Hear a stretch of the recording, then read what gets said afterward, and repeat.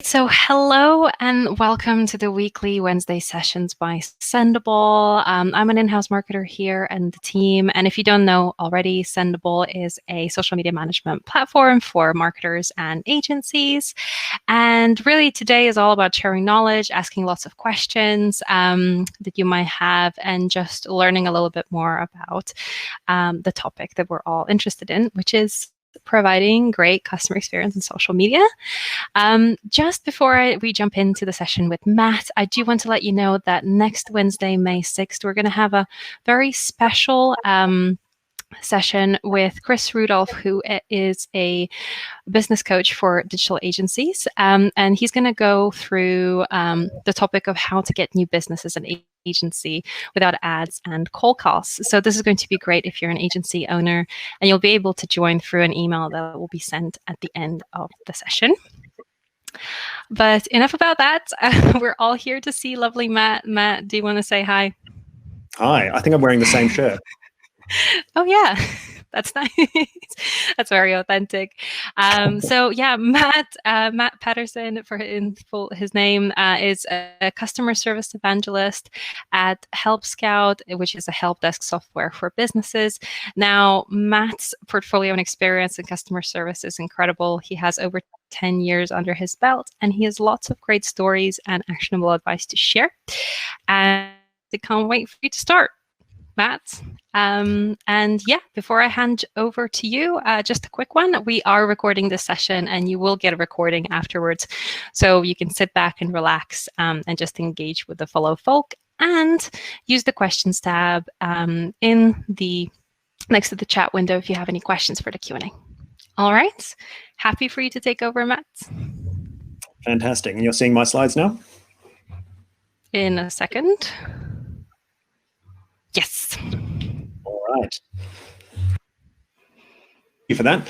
I want to talk about social media support because it does present challenges and opportunities, mostly because it's social, it's public, it's visible to more than the people that you're immediately talking to. So let's start with the challenges. Social media, it can be tricky because, people can see, they can see how long it takes you to reply or whether or not you actually reply to something. And they see your replies in a sort of, without any of context of what else has been going on, whether this person is someone who is causing trouble deliberately for you, whether this is a terrible mistake you're making. They're just making a judgment on a very limited amount of interactions. And that might be the only interaction that they have, especially in a social situation where maybe this conversation gets shared beyond your usual audience. Suddenly the people who are seeing it, they might never have seen your brand at all. And so they're making all of their judgments on this particular interaction that they're seeing. And that can be good, can also be challenging. Of course, it's also in public in the sense that people who are in public know that they've got a little bit more leverage than they have in a one-on-one conversation. And some people don't mind using that in ways that are less than helpful. And you're working in a channel where you don't always have a lot of space to explain things. So like a Twitter type situation where you're trying to explain something in quite a limited amount of space, that can also make it a little bit more difficult to make your point clearly. But it also provides you with some really great opportunities. It's a chance for you to be, as a brand, a little bit more personal, a little bit more human and engaging, and to differentiate yourself from your competitors who maybe can't do that. If they're a larger company, they might be a little bit more strict on their brand. And so this is a chance to stand out and to be a little bit different, even if you offer a service or a product which is quite similar. It also is a way of publicly being able to demonstrate your customer service. So other people can see how you look after the customers that you're trying to talk to. And those people can be way beyond your usual audience. You can get outside and speak to people that you would never otherwise be able to reach. And that enables you to sometimes have a personality and a kind of a presence in a way that is a mixture of support, but also of marketing and sales, because all of those things tend to meld together in social channels in a more natural way, in the kind of way that you would do if you had a face-to-face interaction with someone in a physical store. So I have a couple of examples for you. This one came in actually while I was preparing for this. And this is Michelle here. She read one of our pieces of content about how we do sales. And she read it and she kind of appreciated that. And then she had an actual sales experience with Help Scout, with Dan, and just realized, yeah, these things align really well. The way they talk about their service and their sales is the same as the actual experience that I had. And that's just a really nice interaction for her to have. But then the social media aspect of it allows her to share that message and that to go out and for us to respond to it. It allowed for me to use my favorite Alan Partridge GIF, Dan, which you should all watch if you haven't already seen. And it's just, that's, as I say, it's a little blurring of, it's sort of sales that we were doing. It's content marketing. It's also a little bit of service. We're responding in public to this person. So that was a great experience. Here's a weirder one. If you're in America, you probably know what Steakum is. I didn't know what it was. I've heard this name before. And this picture that I found here in this article, the first time I'd ever seen the actual product, still don't really know what it is, but it is weird. But it is a way that this company has been able to have incredible reach in the last, really a month, just by being a little bit more human on social media channels, mostly on Twitter, sharing some kind of reasonable and human responses to what's going on in the world. And I just thought that was a really interesting example of social media as a channel for talking to people that can have really an outsized impact. But generally speaking, you're not going to be Steakums, I imagine. If you are, you should let me know. But social customer service, really, it's about doing service in a way that is not just for the person you're actually talking to. It's sort of performative in that way. You're writing for an audience, and you're writing for an audience who are seeing that interaction you're having, not just in isolation, but in the middle of all the other weirdness that happens in social media. So your little interaction could be next to some wacky GIF, or to some person going on a rant, or to something that the president is saying. Those might be the same two things. So it's in a context you don't control and that you may not necessarily agree with. You don't get a choice in it. And also on social customer service, customers expect different sorts of responses. They probably expect a faster response, and they might expect you to behave a little bit differently than you would one-on-one in terms of privacy and the kind of questions that you can and can't ask publicly. So it's a little bit different than normal good service. So just want to talk about how we might think about how to respond to people publicly. And I've just done a little bit of recycling here and using this book cover. Very environmentally friendly. But when we're about to talk to customers on social media channels, you need to understand, who is this person that I'm about to talk to? And of course, there's a specific question. Who is this person in terms of, are they a customer of mine, and what account do they have, and what do I know about them? But there is also a more general question of, what sort of interaction am I probably about to have? And for me, I kind of categorized people into these groups here. These are very general, of course, but you get different sorts of interactions on Twitter. You get the helpful people that are just trying to give you some useful information. You get the people who are really looking for a sales conversation. You have customer advocates. You have influencers who are maybe about to do something really positive for you, or maybe doing something which causes you some big concerns, I would say. You've got the person who really just needs help and is blasting you on every channel all at once, and you've got to figure that out.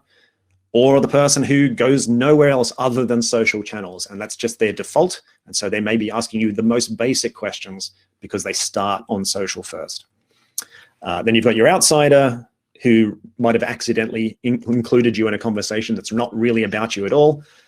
And then the person who just wants to cause a bit of damage, or is just very upset, the Hulk. And we'll get back to the Hulk in a little bit, because I want to talk about that specifically.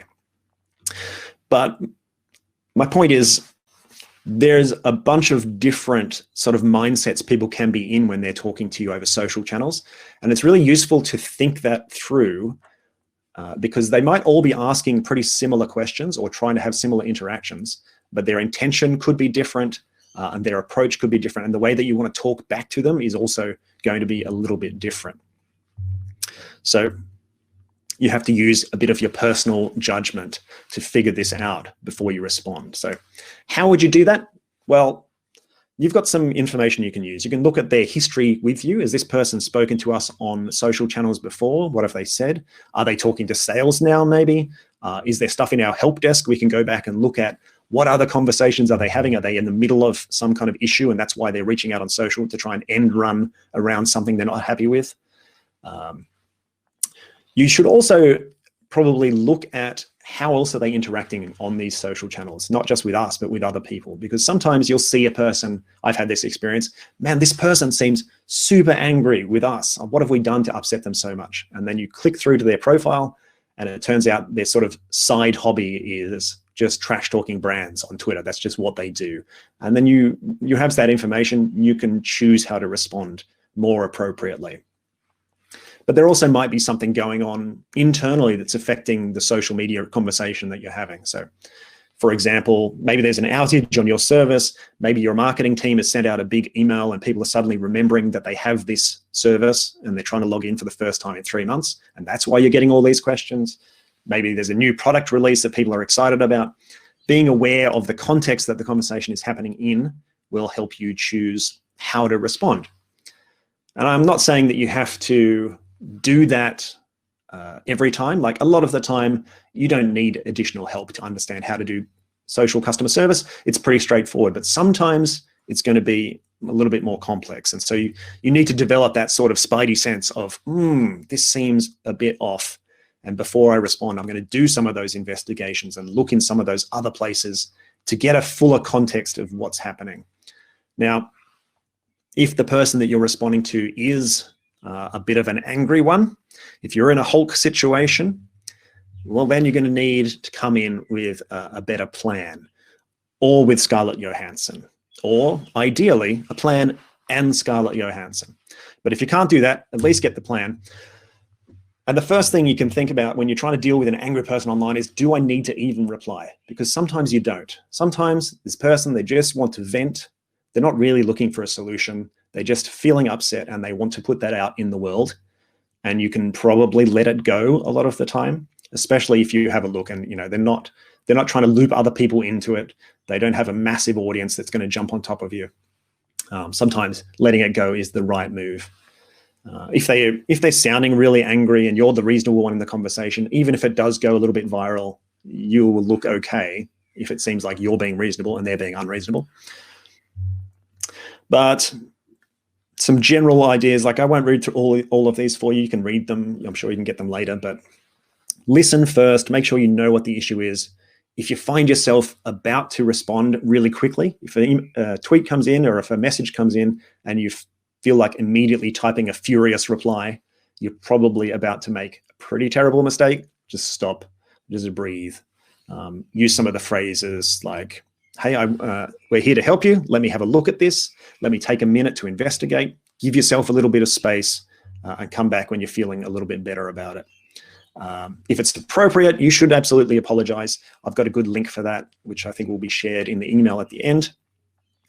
And then finish it up. Communicate what's going to happen. So remembering that this conversation is in public, and so the last piece of that conversation might sit there forever and people might find it later, and you want that last thing to be either, hey, it's resolved and thank you for working with us, or hey, we're going to follow up and this is what's going to happen from now. So it just closes it off nicely so that no matter whenever someone finds that later on, it feels like, well, this was resolved. So angry people are a challenge. And there's a lot of practice. You can practice that and get better at it. But we're in a weird time now where it's not that a lot of people are angry, but there's a global pandemic happening. Everybody's feeling a little bit under pressure, a little bit stressed. There's going to be more people who are more easily upset than usual. And so it's probably a time to be more cautious about how you respond. Some of those jokes and memes and things that you might throw back at someone just as a bit of fun, you might need to reconsider a little bit or pull back on a little bit, or at least raise your threshold for when that's appropriate. Be aware of what else is going on in the world now. Things are changing so quickly that a message yesterday you would have sent, today you might choose not to send because something else has happened, particularly with people being located all over the world in social media. Some people are in much, much worse positions than others. And so just awareness is super helpful. Be really creative with the sort of help you can offer. A lot of people just need some help. They need someone to listen to them, and they're going to need some help. And that might go beyond the actual job that you're being paid to do. They might be looking for just some other information. So if you can be helpful in that way, if you can point people to other useful services or programs that might be helpful to people, that's great stuff to do. If you can share with them information about free alternatives, if they can't afford to use your product anymore and you're going to lose that customer anyway, well, then it's much better if that last interaction they have with you is a really positive one where you tried to help them and find them something else, because when they can afford you again, they're much more likely to come back. And then get your crisis communications on point. Like, again, I've got a good article on this to share, but you need to know where that information is and when it's updated and how you should be appropriately sharing that information with customers. If you've got all those resources, your job is a lot easier. And the last section I wanted to cover really was, how do you do all this when you don't have an infinite number of support people to handle this kind of high volume customer service over social channels? So that's a very common situation. A lot of teams don't have this kind of 24-hour coverage. What you don't want to do is be like Asda here and have a really confusing open 24 hours except for certain hours kind of sign. You want to be really clear about when are we around and can help you, and when should you not expect us to be helping on this channel at least. So put that in your bio or all your social channels, put it on your contact page so that expectations are accurately set. And give someone a place to go. So if they come to Twitter, they come to Facebook because they really need help right now, even if you can't help them, you can have something there which says, this is what you should do if you need help. Point them to wherever the appropriate channel is. If you can't afford to staff the full time, just make sure that when you get on social media in the morning, if there's a shift kind of system, that you get on and you say, hello, we're here now. We're here to help. We're going to be here until 6 p.m. Eastern time, whatever it is. And after that, here's where you should go. And then at the end of the shift to say, we're leaving for the day now, so that the last tweet that they see when they arrive is something which tells them where to go and how to get help. That's really useful. You might consider having someone, even if you can't have a full-time support person on the social channel, you maybe have someone who is doing some support in other channels and can be just checking in every half an hour to see if anything's really badly going wrong and they need to call somebody, a little triage person, or maybe give them a limited playbook that says, look, most of the time it's pretty straightforward, just press that like button, move on. But if something goes really badly, here's a phrase you can use to say, like, hey, we're looking into it. When our engineers arrive back in 3 hours from now, we'll get back to you, or whatever it is. Just a little bit of help to extend your coverage. And then finally, I just want to wrap up with some do's and don'ts. And again, I'm not going to read all of these, but do listen, don't rush into it. Do show a bit of personality if your brand, voice and tone guidelines kind of allow for that.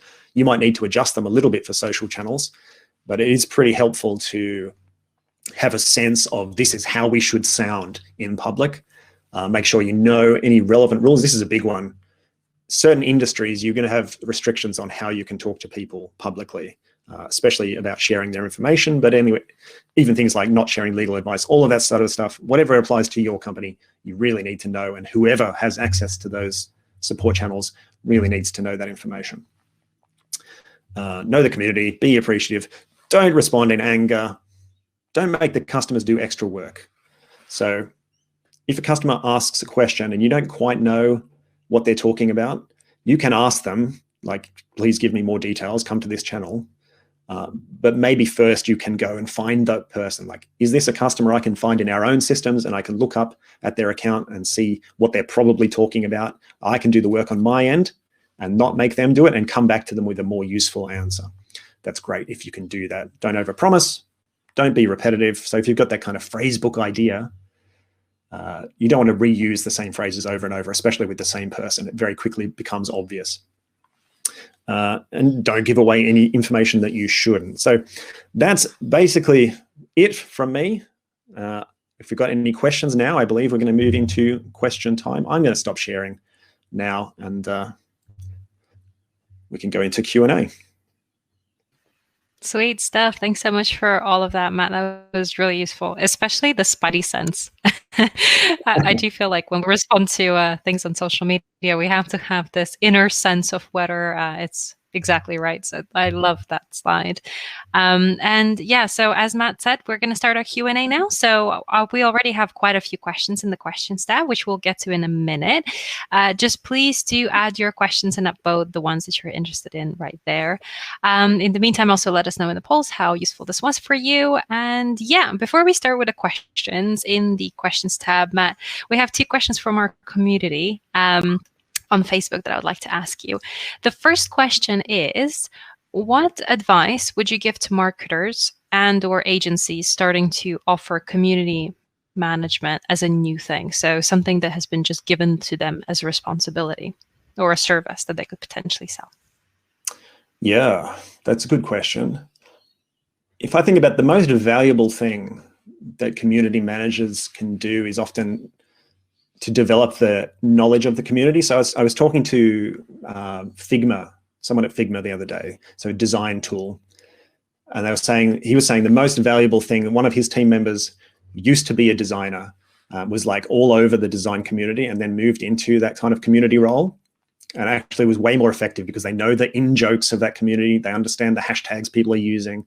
So developing that knowledge, finding someone who has it and, learning from it, that actually made them vastly more effective. So I'd say that sort of specialist knowledge is going to be much more valuable than just general like community management. Thanks. That's a great answer. And then the second question that we have that you've touched upon, I think, with your examples that you mentioned. Do you think there are any differences between the way brands communicate to their audience based on the industry they're in? I mean, traditionally, banks are more serious and fashion is not. But with every brand now trying to be human, are there less rules around that? What do you think? You'd still see, I think, it's about the customer's expectations. So you don't necessarily want your bank to be too funny. You're like, it's still dealing with my money. I sort of want you to be a bit serious, even on social channels. I don't really, because it sends a message about like, what do you care about and what do you value? So I think there is still differentiation to be made, but yes, I would say on social, the lines are a bit more blurred because they often you get more separation between like the marketing face of the company and the corporateness of the actual underlying product or the service. So I think we are seeing people do interesting things, changing that up. But yeah, there are definitely some sorts of social interactions that work really well for one industry that would be disastrous for others. So I think we'll still see separation. Yeah. All right. Thank you. Okay. Well, let's get to the questions that people have asked in this session. So first up, we have Chris Cardone. I hope I pronounced your name right. How do you move conversations that cannot take place on social media to email without sounding cold? That's a good question. And I think one of the links that I shared earlier should cover this about how do you do that. So I have a full-on article about it, but generally it's about first, not moving them if you don't have to. Like if you can do the work, as I said, if you can keep them on that channel, that's where they came to you, that's where they want to be served.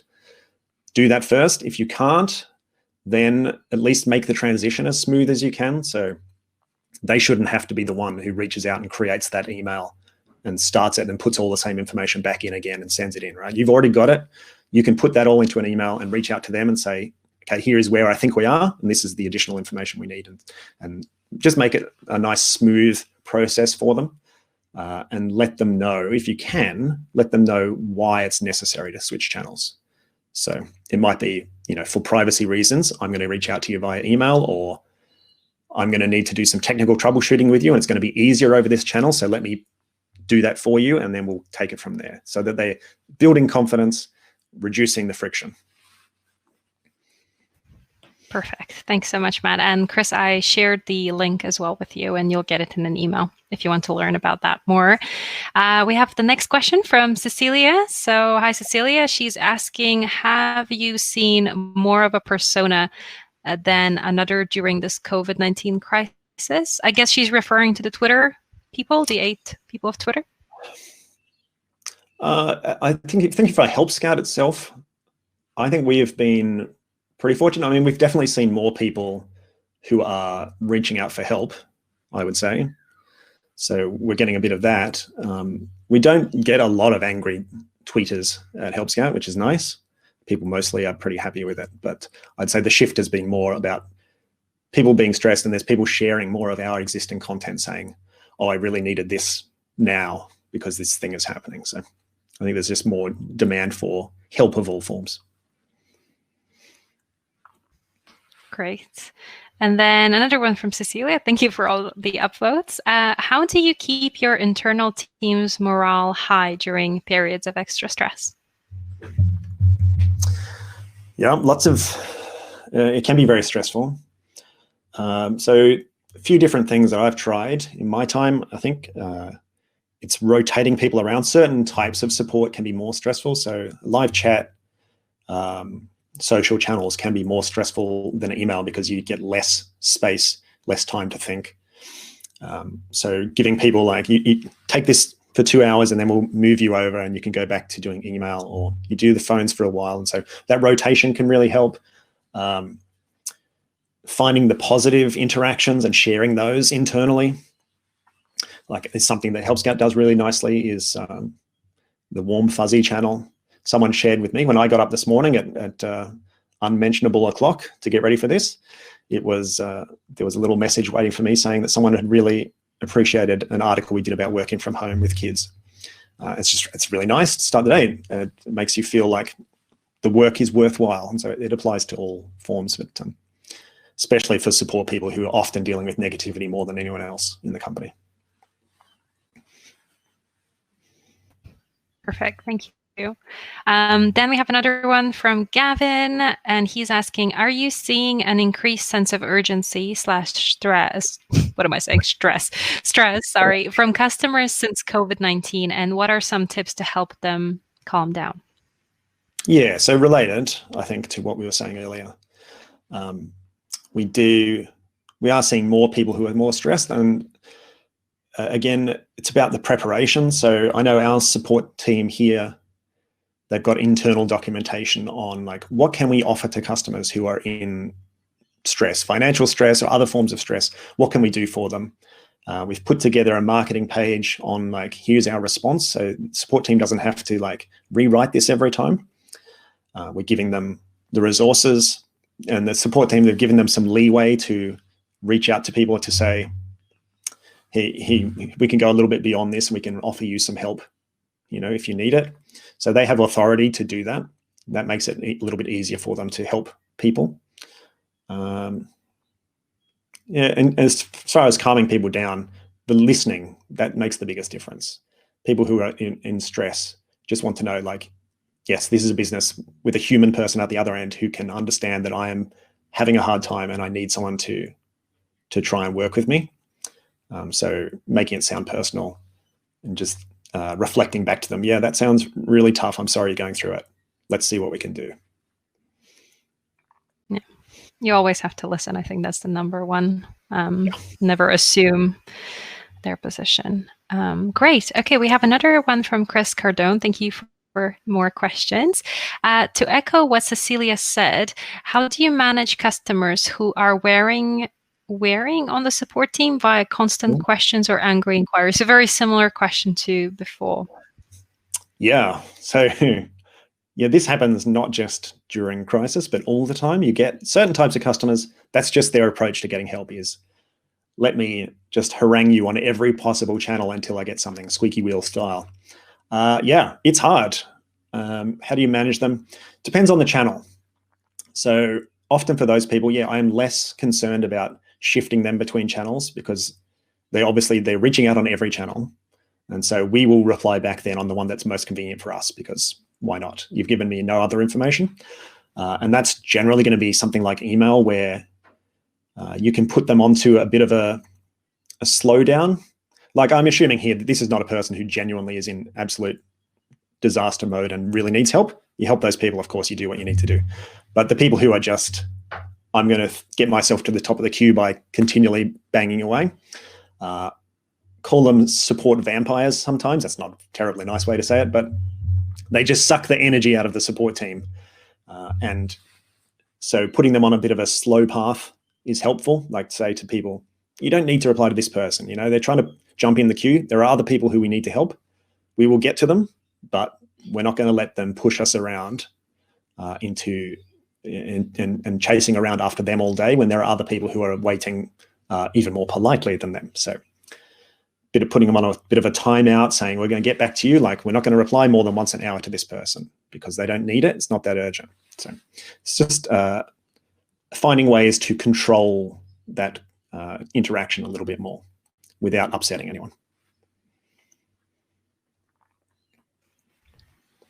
Thanks, Matt. We have another question. I hope you're doing well there. Sorry, I'm just shooting questions at you. So RIZ is asking, would you say these personas change depending on the social media platform, or is it rather similar across all platforms? So I guess he's referring to the Twitter personas and asking if different channels have different personas. Yeah, I mean, they probably do. I think definitely each social media channel has its own sort of default tone and the way that they tend to interact and the shape of them. Like a Twitter, it just forces a different interaction on you because it's a limited space. And on Facebook, people can send you 25 paragraphs of their story. So you are going to get different interactions because of that. And I think probably the demographics of those channels are also different in that I would, like in my personal experience, in my last job, Facebook questions are generally coming from people who are less technically savvy than the Twitter questions. So Twitter was a lot more developers and interactions that were more technical, and the Facebook was more people like, I've forgotten how to log in and I can't, how do I do it?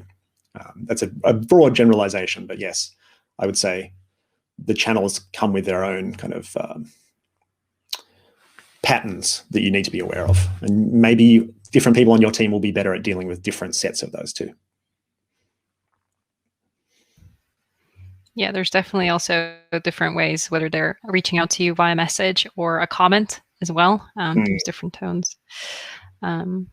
So I hope that answers your question, R-I-Z. And then we have 3 more. So if anybody wants to add some questions, now is the time, because we will run out of time and we'll have to end the session. So please do add your questions now. In the meantime, Charles Livings is asking, do you have suggestions for activities or exercises to develop consistency of brand voice and tone across personalities and remote teams/channels? Yeah, that is tricky. I think I had this in my last job where I was running a support team. One of the areas where it was most important for us was on the status page. Like, if something is broken, how do you announce that? How do you describe what's happened? And yeah, I had all sorts of trouble with this. I used to just do it because I'd been there forever. But then when I wasn't there, it would be somewhat variable in the approach. So what do we do? I ended up, there's a whole bunch of things. You sort of predict the sort of different types of conversations that happen. Like, if you've had some experience, you'll know there are certain types of things that happen and we can broadly categorize them. And so we ended up just like writing some fake examples of those based on real ones, and then working through as a team, like, what is an appropriate response to this, and trying to capture reusable parts of that, and made a little bit of like a resource for them of here is the useful phrase you can use to describe this sort of thing, or here is how we would respond to a person in this sort of situation. Examples, basically, that's the short answer. We also used to do something we called like a version, which I realize over Skype, the internet might sound weird. Version with an S, I-O-N, where it will be like, here is a question, and that's all of us write our answers, and then we will compare them and see which elements, where are we going all a bit off track, and where are we combined, and then what's our brand voice say, and then let's try and all figure out how we can come back together on that. That was another one that worked really well. Yeah, that definitely works, especially the examples with the dummy ones, or even real ones, when things go really wrong and what happens and what you need to do. That's what we do at Sendible as well. We have a brand guidelines document that anybody can refer to of similar how you said phrases we don't use, with again examples. So yeah, that will be the best for you, Charles. Hope that answers your question. And then let me just go through. We have a question from Lindsay Allen. Thanks so much for submitting that just now. So this one is a bit of a long one. So for a customer call, is it best to keep it super professional or relatable? It's a bit hard to do so with working from home. I've been telling people that we record our calls for quality assurance, and I cannot promise an uninterrupted call with my 8 and 10-year-old at home. People love it. Well, yes. I mean, I feel you. Just at the start of this webinar, which you couldn't see, but I could see, was my 3-year-old child attempting to run up here and get into this room, and my older child crash tackling her on the way. So I understand. Yeah, I think, again, it depends so much on your audience and your industry. Like, what do the people expect? There are definitely some places where they just expect formality, and that's what makes them feel comfortable, and that what makes them feel like I'm spending my money with this company and they're taking it seriously. So you just have to know who your own audience is, and maybe sometimes you have different audiences, and it skews probably age groups as well, like people who have been grown up in the age where brands have weird Twitter handles expect a different sort of interaction, and they want that. So I think, yeah, know your audience, talk to your marketing team. They probably have a pretty good sense of, like, how should we be talking to people in general, and it's nice if it's consistent from support, sales, marketing. Those interactions all feel like the same company. Yeah, I think that's key. The across teams being very cohesive. That really helps. Hope that answers your question, Lindsay. And then I believe we have just 1 or 2 more. So one from Jonathan.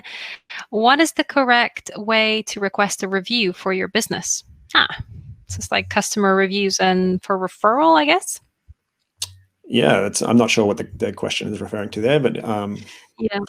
Maybe we can. Maybe Jonathan, if you're still here, maybe you can give us a little bit more information in the sense of what you meant by request a review for your business. Did you mean like an online review on Facebook or Google or a different site? And in the meantime, we can get to Cecilia's question. All right, so Cecilia is asking, do you have any advice around recovering from a public social negative exchange? Any ways to build back customer trust? Yeah, I think the research generally has shown that when you deal with a problem successfully, you end up having a better rating or a better reputation with that customer than you did before you had the problem in the first place. So that it's how you respond to something going wrong that really matters. Social media is tricky because, again, it might be the only time people see this is when you do something catastrophically dumb.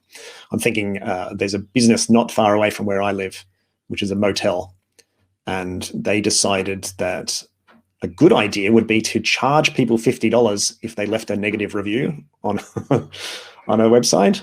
Yeah, it was not a good idea. Wow. Did not go well for them. So it's hard to recover, and because a billion people see this, like, it gets spread around everywhere, and they may never see your follow-up. So that's going to be pretty tough.